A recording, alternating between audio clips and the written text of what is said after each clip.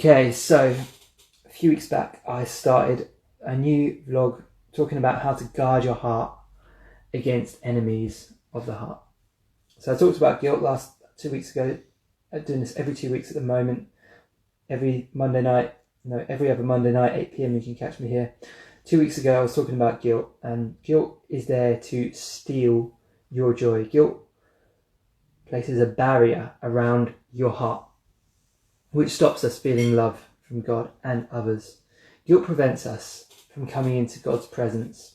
And that is the one thing that we need to do the most, because the fix for a guilty heart, the thing that breaks down the barriers, is going to God, confessing, admitting to God whatever wrong it is that we've done that is making us feel guilty.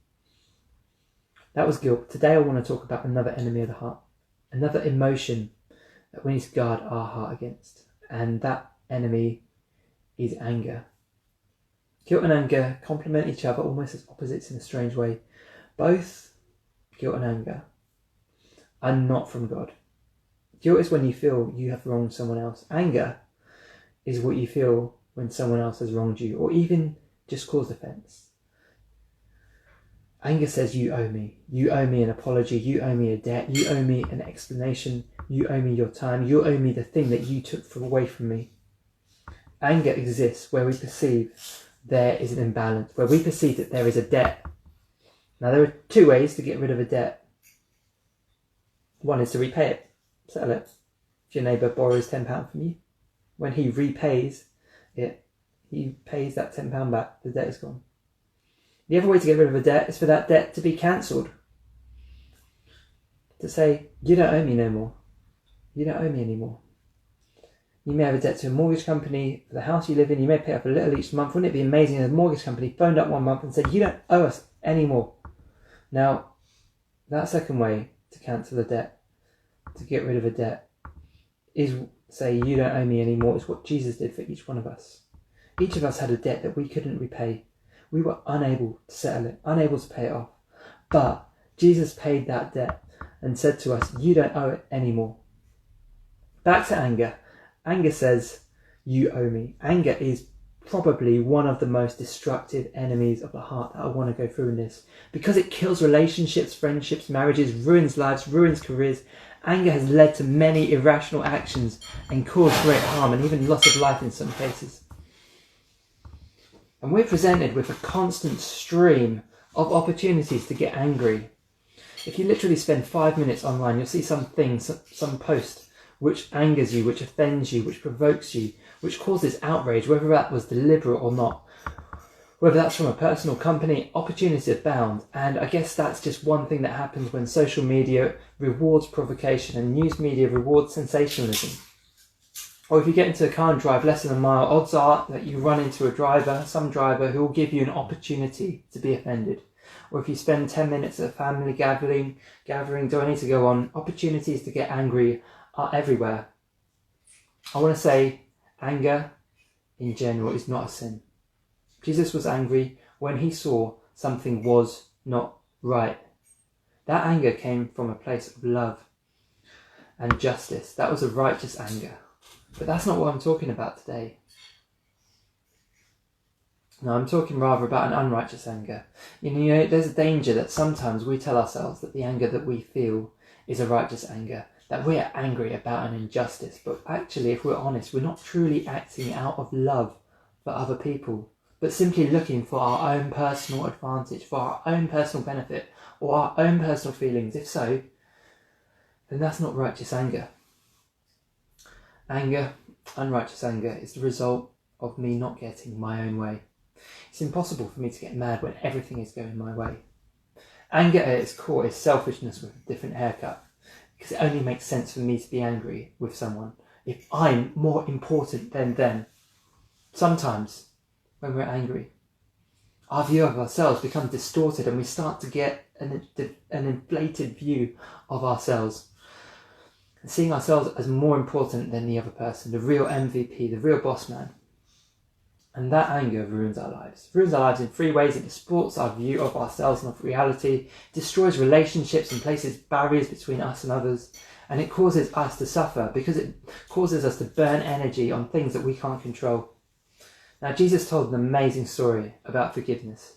There was a ruler who started to settle his accounts. He called in each person who had accumulated debt with him, one by one. One of his servants had accumulated a debt surpassing over £100,000, and he had no means of repaying it.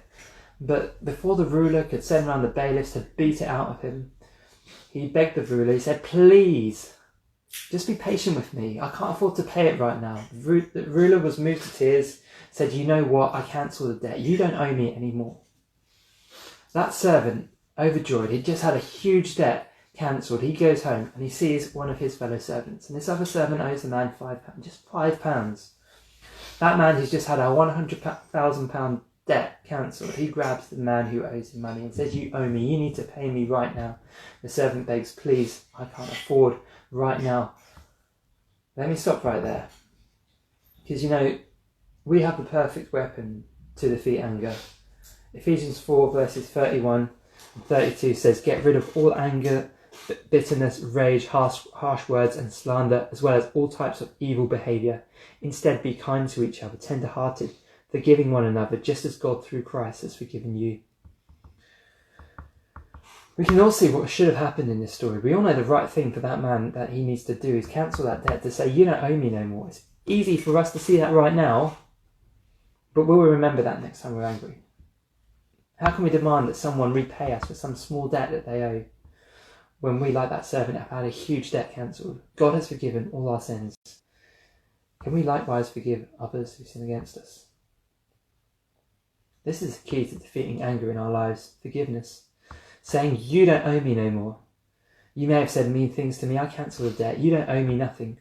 You may have just ruined my day. Well, accidental or deliberate, I cancel the debt. You don't owe me anything.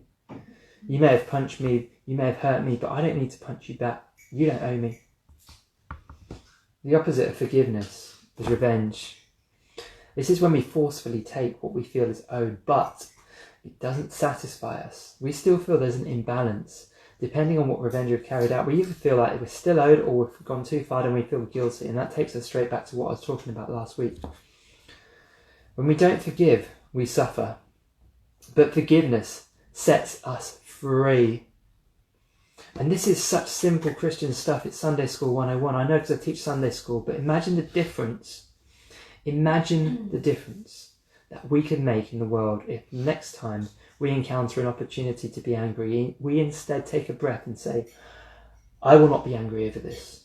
You owe me nothing. I choose to forgive." Well, that's all I wanted to say today. I hope that I've been an encouragement to you this evening. I hope you have a great week. I'll be back in 2 weeks with another one of these. Feel free to like and feel free to share it with anybody. Share it on your social media pages. Share it with everyone. I'll be posting a link on my Facebook to a YouTube site. All of the videos will be posted on both Instagram and YouTube, so feel free to share on either one and subscribe to me on YouTube and share on Instagram as well. Thank you. Till next time.